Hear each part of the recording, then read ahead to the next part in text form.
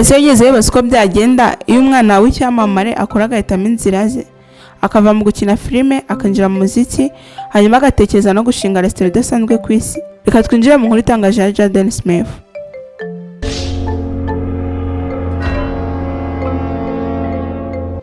Niba ushaka inkuru zidasanzwe kandi zifite ireme, ikaze kuri aka update.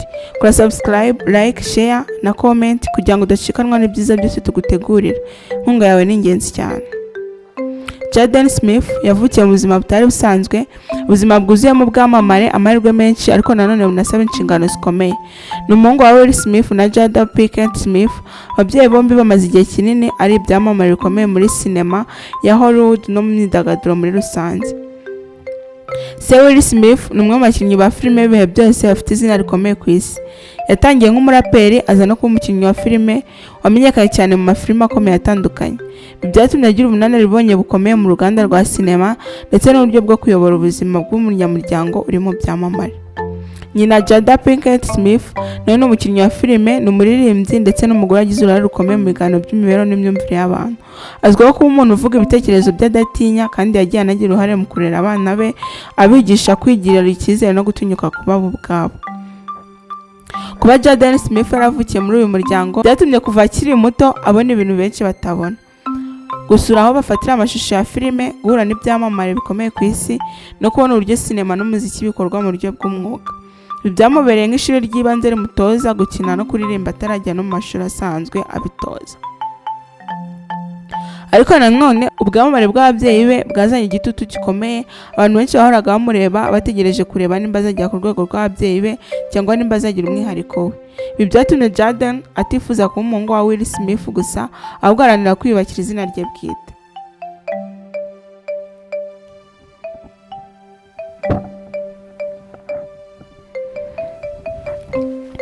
Ababyeyi be bamufashije cyane muri uru rugendo, ntibamuhatiye gukurikira inzira imwe, ahubwo bamuhaye ubwisanzure bwo kwihitiramo. Niyo mpamvu yagerageje ibintu byinshi: gukina filime, gukora umuziki no kwinjira mu bikorwa by'ubugiraneza. Bamwigishije gutekereza mu buryo bwagutse, kudatinya no kuba atandukanye n'abandi, no gukoresha izina rye mu gufasha abandi. Muri make, kuba Jaden Smith yaravukiye mu muryango wa Will Smith na Jada Pinkett Smith byamuhaye amahirwe akomeye cyane yo gutangira ubuzima bwe mu rwego rwo hejuru, ariko nanone bimushyiriraho inshingano yo kwerekana ko ashoboye kwiyubakira izina rye no kugira icyo amarira isi ku giti cye atari kubera gusa izina ry'ababyeyi be. Abenshi ku isi batangiye kumenya neza Jaden Smith nyuma yo kugaragara muri filime yiswe The Karate Kid, aho yakinnye ari kumwe n'umukinnyi w'icyamamare Jackie Chan. Iyi filime ntiyari isanzwe kuri we, yari intambwe ikomeye cyane yamwinjije mu rwego mpuzamahanga. Muri iyo filime Jaden yakinnye yitwa Dre Parker, umwana w'umunyamerika wimukiye mu gihugu cy'Ubushinwa. Ubuzima bwe bwahindutse cyane kuko yisanze mu gihugu gishya, afite inshuti nke kandi ahura n'ibibazo bikomeye byo gutotezwa n'abandi bana b'abanyeshuri bazi karate. Ibi byamushyize mu bihe bikomeye cyane, aho byasabaga imbaraga zo mu mutwe no mu mubiri kugira ngo ashobore kwihagararaho. Ahura na Mr. Han wakinwe na Jackie Chan, umugabo utuje ariko ufite ubuhanga bukomeye muri karate. Mr. Han yemeye kumwigisha ariko mu buryo butari busanzwe. Ntiyatangiye amwigisha kurwana ako kanya, ahubwo yamuhaye amasomo asa nayo mu buzima busanzwe, nko gusukura imodoka, kuyisiga irangi no kwitaho buri munsi. Ibi byasaga n'ibidafite aho bihuriye na karate, ariko nyuma byaje kugaragara ko ari uburyo bwo kumutoza kwihangana, gukoresha umubiri neza no kumenya kwirinda.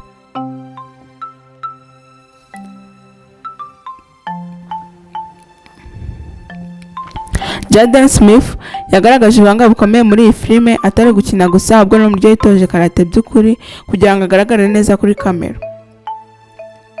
Yakoze imyitozo ikomeye cyane mbere yo gufata amashusho, harimo imyitozo ngororamubiri n'imirwano, ku buryo byagaragaraga ko ibyo akora atari ugukina gusa ahubwo ari ibintu azi kandi yumva.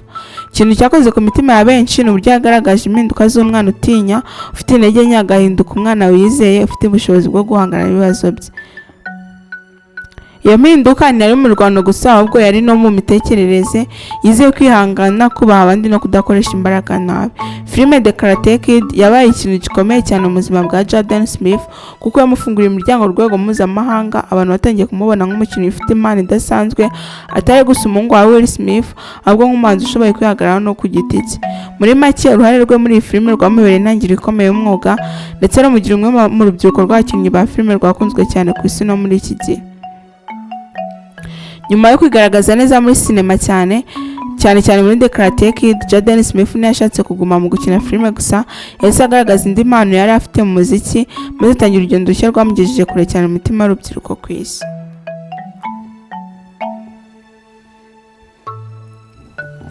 Ni muri urwo rugendo yahuriyemo n'umuhanzi w'icyamamare Justin Bieber wari uri kuzamuka cyane muri icyo gihe. Bombi bafatanyije gukora indirimbo yitwa Never Say Never, yabaye imwe mu ndirimbo zikomeye cyane z'urubyiruko muri icyo gihe.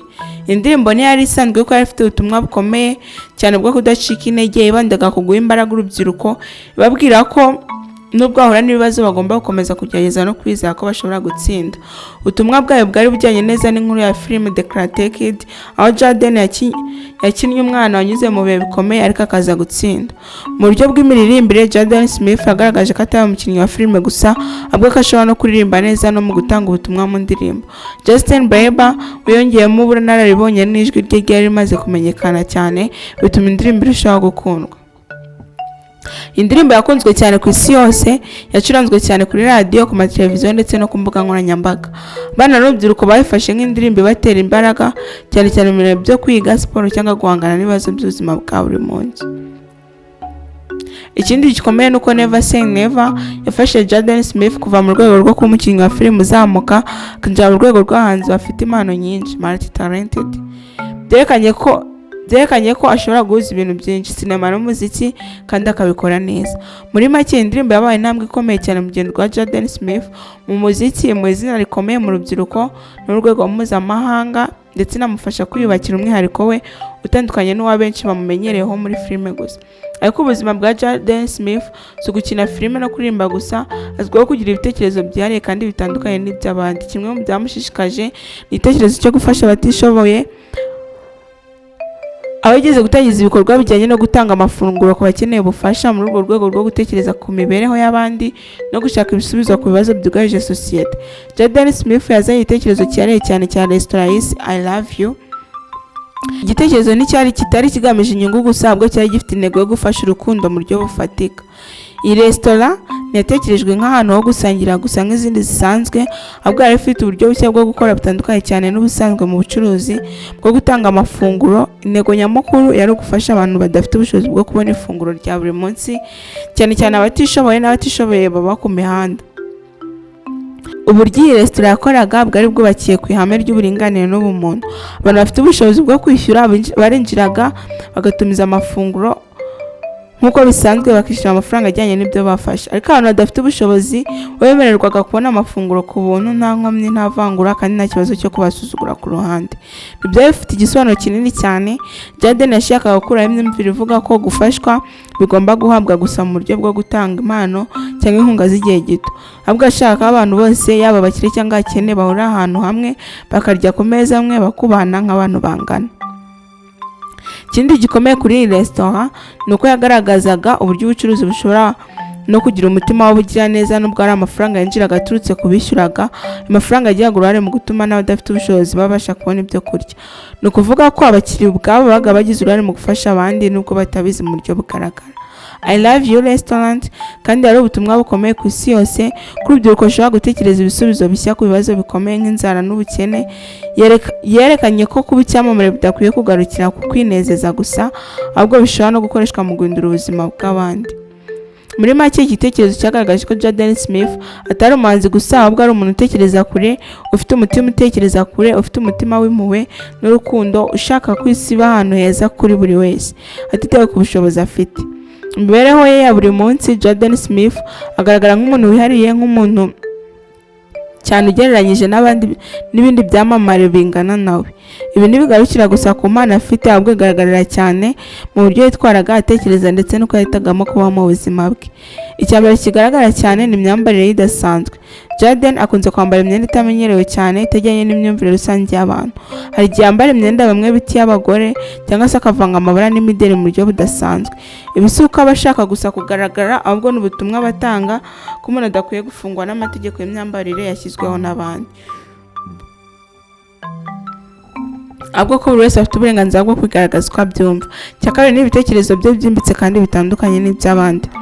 Jaden azwiho kuvuga ibintu bituma abantu batekereza cyane, rimwe na rimwe bikaba bisa n'ibidasanzwe cyangwa bigoye guhita byumvikana. akunze kuganira ku buzima, ku isi, ku bwenge bw'umuntu nuko abantu babona ukuri. Hari igihe amagambo ye atera abantu urujijo, ariko ku rundi ruhande agatera benshi gutekereza ku buryo bushya no kureba ibintu mu yindi ndorerwamo. Icya gatatu ni uburyo abona ubuzima. Jaden ntiyibandaga gusa ku kwamamara cyangwa ku mafaranga, abwerekana ko afite intego yo kugira icyo ahindura ku isi. Niyo mpamvu yagiye agaragara mu bikorwa bitandukanye by'ubugiraneza no gushaka ibisubizo ku bibazo byugarije abantu, nko gufasha abatishoboye kubona amazi meza n'ibiribwa. Ibi byose bituma ahora ari mu bantu bavugwa cyane mu itangazamakuru no ku mbuga nkoranyambaga. Hari abamushima kubera ubutwari bwo kuba uwo ari we nta kwitinya, ariko hari n'abamunenga bavuga ko akabye cyangwa ko ashaka gusa kumenyekana. Nubwo bimeze bityo, Jaden akomeza kuba we, ntahinduke kubera ibitekerezo by'abandi. Mu by'ukuri umwihariko wa Jaden Smith ugaragaza ikintu gikomeye, ko isi iri guhinduka kandi ko urubyiruko ruri gutinyuka kugaragaza uko rumeze no gutekereza mu buryo butari rusanzwe. Ni urugero rw'umuntu uhitamo kuba umwimerere aho kugerageza gusa kwigana abandi.